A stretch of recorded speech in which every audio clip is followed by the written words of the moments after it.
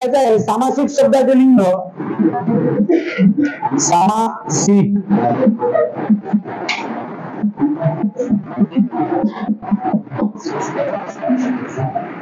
सामासिक शब्दाचे लिंग त्या शब्दाच्या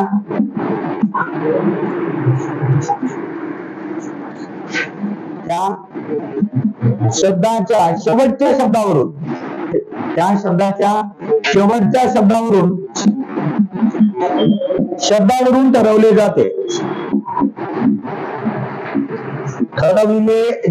ठरविले जाते बघा लक्षात घ्यायचं आहे सामासिक शब्द म्हणजे काय आपण बघा काटकसर पद्धतीने बोलताना मधले पद काढून दोन शब्द एकत्र आणतो आणि मग सामासिक शब्द तयार होतो आता सामासिक शब्द तुम्हाला समासामध्ये मी सांगणार आहे बघा असे काही शब्द असतात समासामध्ये कमीत कमी दोन पदे असतात आणि ते दोन पदे एकत्र आणताना त्यातले मधली जी काही पदे आहेत ती गाडून टाकलेली असतात आणि ती गाडलेली पदे जेव्हा एकत्र येतात त्या शब्दाला काय म्हणतात सामासिक शब्द असे म्हणतात मग याच्यामध्ये जर आपण विचार केला तर बघा आपण दहीवडा शब्द बघू दहीवडा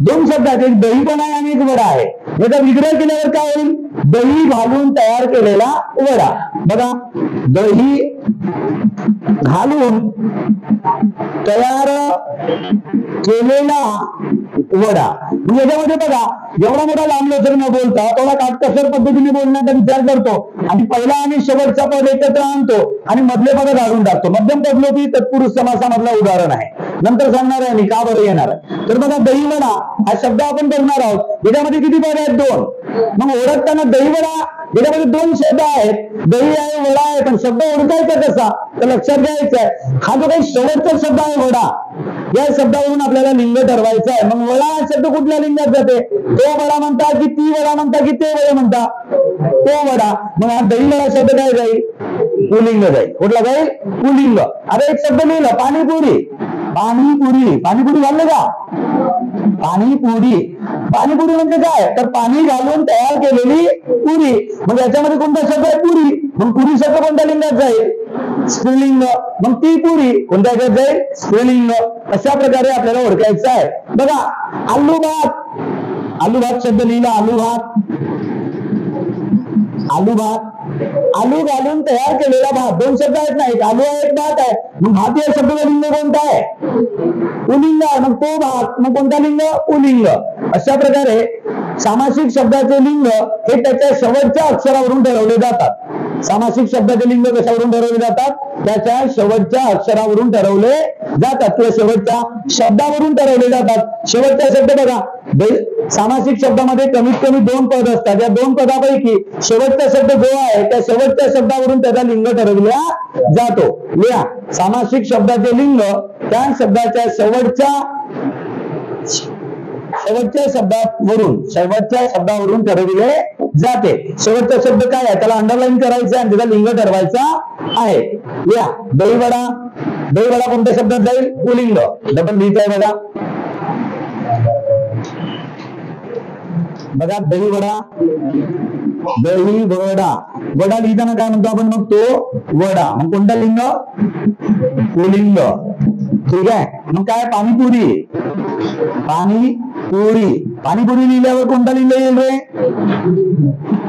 ती पुरी कोणता लिंग आहे स्त्रीलिंग कोणता आहे स्त्रीलिंग ठीक आहे पुन्हा रे बोलत नाही कोणीच हा मीठ भाकरी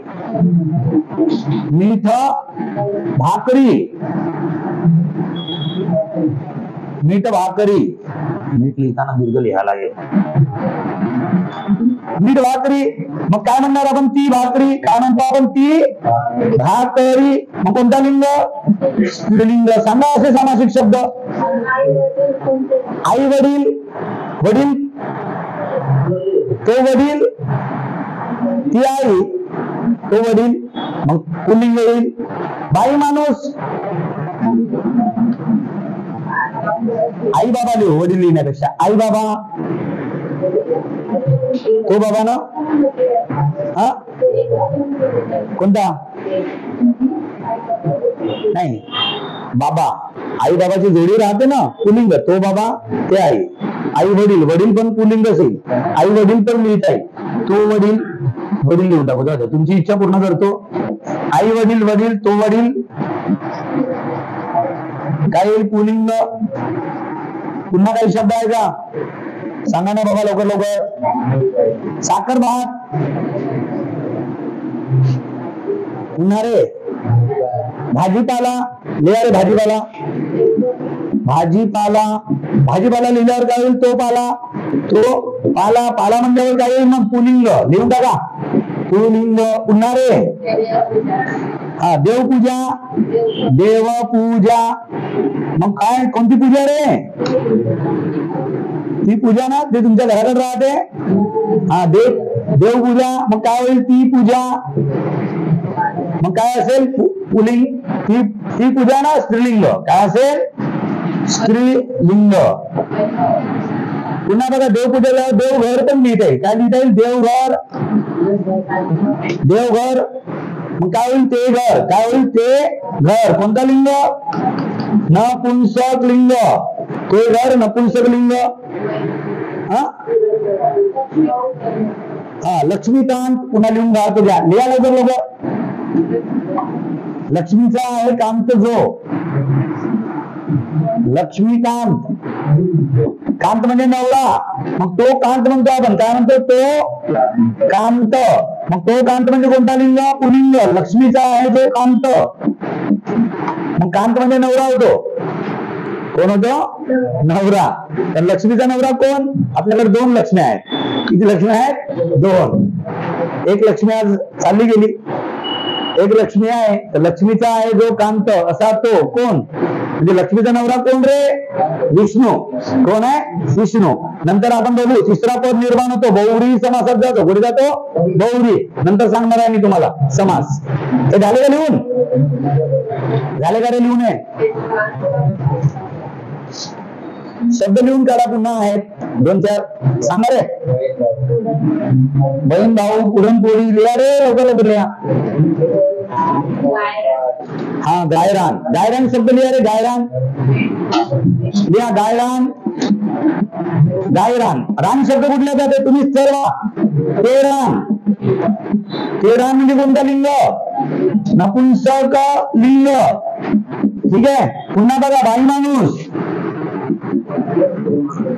बाई माणूस. बाई माणूस म्हणजे ते माणूस. ते माणूस. ते माणूस मग कोणता लिंग? नपुंसक लिंग. पुन्हा रे पोरपाट. पोरपाट. पोरीसाठी पाठ. ती पाठ का ते पाठ? ते पाठ. तो पाठ नाही. ते पाठ. तो पाठ म्हणतात ना.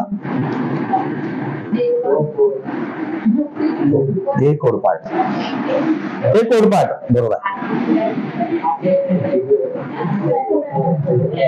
पोरपाट. पोरपाट. पाठ. मग काय होईल? ते पाठ होईल ना. ते पाठ म्हणजे नपुंसक लिंग. पुन्हा रे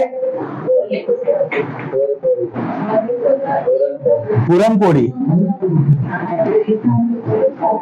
पुरणपोळी. ती पोळी. कोणता लिंग आहे मग? ती पोळी. स्त्रीलिंग. समजलं का? सामासिक शब्दाचा लिंग कसं ओळखायचा? कोणताही सामासिक शब्द दिलेला असेल तर त्याचा दुसरा शब्द दिलेला असतो. त्या दुसऱ्या शब्दावरून त्याचा लिंग ठरवावा. आलं लक्षात? अशा प्रकारे आपल्याला नपुंसक लिंग काय म्हणता? सामासिक शब्दाचे लिंग ठरवता येते.